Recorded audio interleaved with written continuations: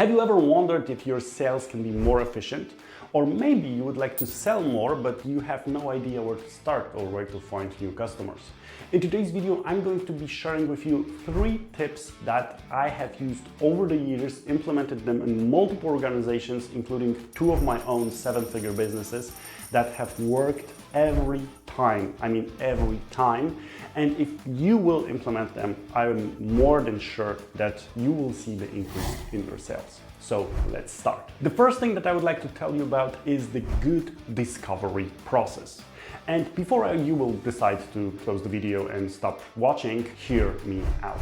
Good discovery process in B2B is absolutely fundamental for your success. It can enable you to stand out in comparison with your competitors. It can enable you to build relationship with your customer at the very beginning of a sales process.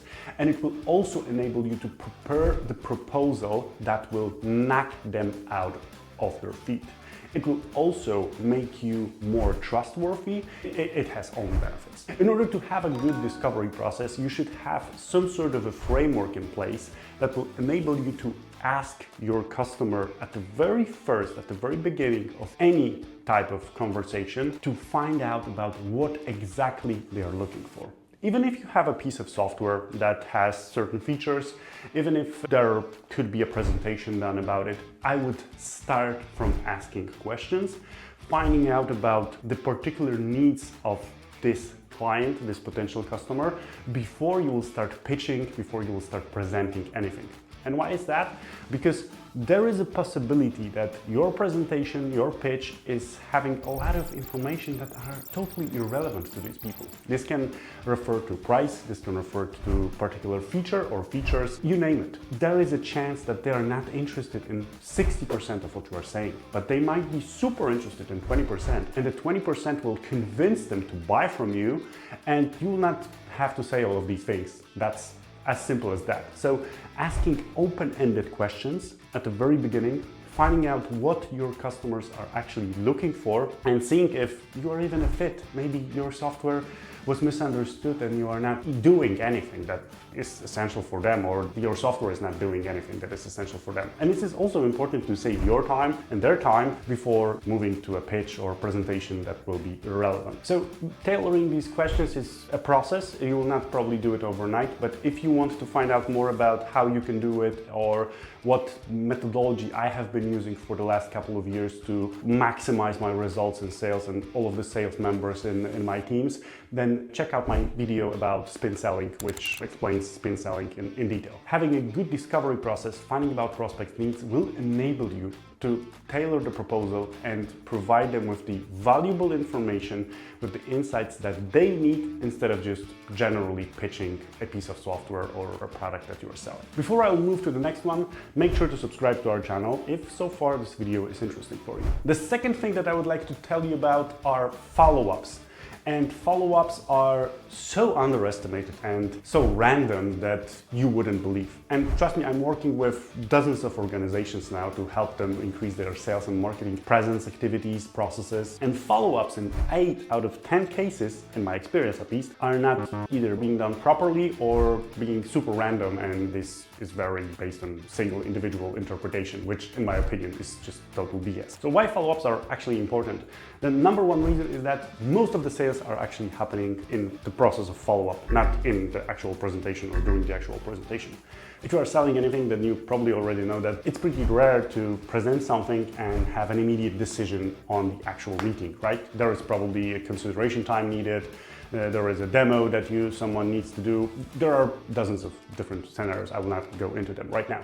Nevertheless, sales actually happen usually within the follow-up process. So doing this regularly, doing this in an organized manner will help you to close more deals and effectively increase your sales. So what you need to do in order to have good follow-up process? First and foremost, I recommend to schedule a follow-up with a client once the presentation is happening or the actual pitch is happening of any product or service or a piece of software that you have. You are scheduling your meeting with a customer to follow up. And this serves multiple purposes. First and foremost, if you contact someone on a particular date and time and they are not picking up the phone, then it's justified from you to actually message them and tell them explicitly, "Hi Jane, we have follow-up scheduled for today and you were supposed to make a decision. I'm calling you to get that decision. Let me know when I can call you." And then if there is no response, you actually have agreed with someone to have that on a particular day. So you are minimizing the chances of this person saying no to you or ditching you, ghosting you, or not picking up the phone because they were supposed to meet with you or have a conversation with you. And this is very important. And here, I would like to highlight one thing. You need to make this an element of your sales process, because some of the salespeople will be just like, "Yeah, but they didn't want to schedule anything for me. They said that I will reach out." No, you are not supposed to agree on that. You are supposed to say to the customer, "Okay, so if not next week, then when?" "Probably in 2 weeks. Monday, in 2 weeks from now, sounds good." "I don't know about Monday because Mondays are tough. So what kind of day? Tuesday maybe?" "Yeah, maybe Tuesday. So in the afternoon or in the morning? When do you prefer?" "Afternoon." "Okay, afternoon. 2 o'clock sounds nice. Okay, I'm putting this in my calendar and I'm sending you over the invite." That's as simple as that. Salesperson is in control of the sales process. Not customer is in control of the sales process. Customer is in control of the decision-making process, and these are two totally different things.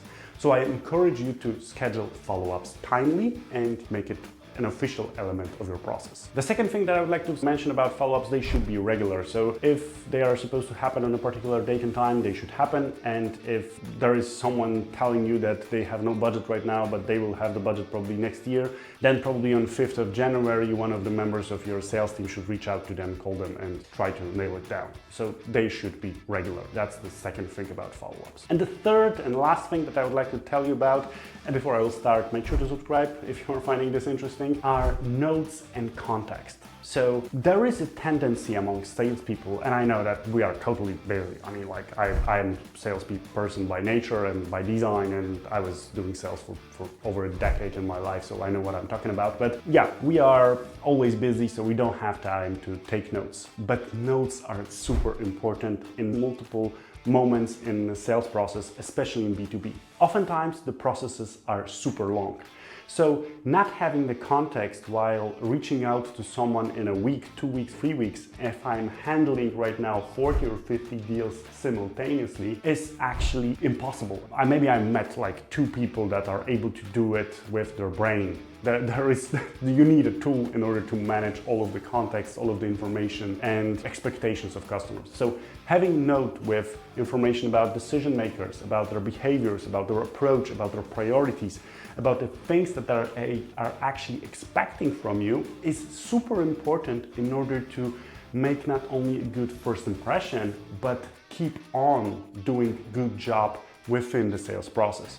If you remember someone's dog name, if you remember that their wife had an accident while skiing, if you remember about dozens of those small details that are mentioned casually in the sales conversations, you are winning yourself points, and your sales team are winning points for your organization to be considerate, to be trustworthy, to be nice, to be cool, whatever you want to name it. There is a relationship building process happening if you have contacts. This is one of the reasons why you should have good notes, context, and these notes probably should be structured. I will not go into details on that right now, but I will probably create a separate video on that.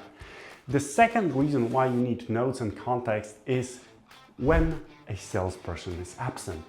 So I had maybe encountered probably hundreds of situations in which there was one person being absent because they were sick or they were on vacation, and the other salesperson was like, "Dude, I don't know what I'm supposed to do with that.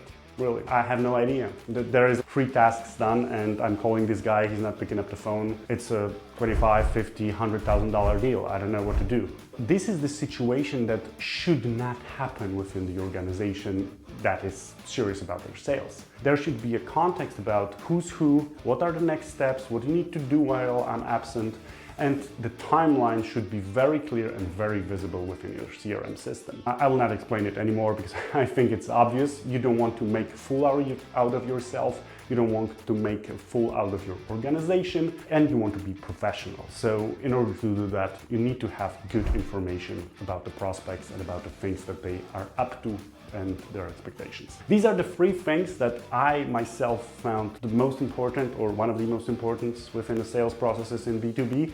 If you have any other things that you'd like to add, let me know in the comment section down below. If you have any things that you would like me to cover in future videos about B2B sales or marketing, let me know. Have a great rest of the day, and thanks for watching.